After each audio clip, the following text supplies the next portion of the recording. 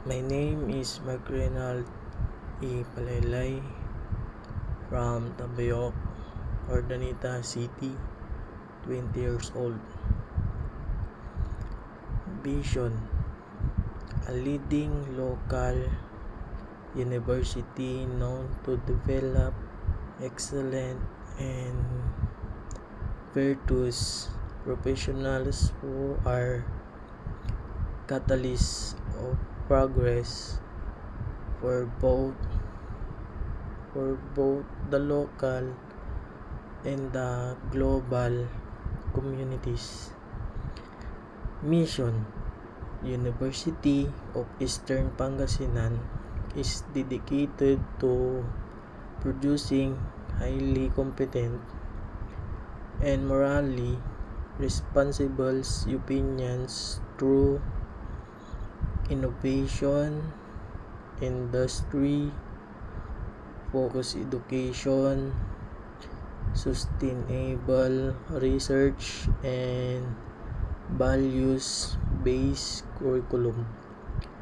We commit to shaping ethical trailblazers, bringing our principles centered culture, defining our values of makajos, marunong, and malinis. Core values are uprightness, excellent fashion. The name of my instructor is Sir Philip Michael Awanan. In NET 101, I learned the fundamental concept of computer networking and how devices communicate with each other. The course introduced the different types of network such as LAN 1 and LAN, as well as the OSI and TCP/IP models, which serve as the foundation of data communication.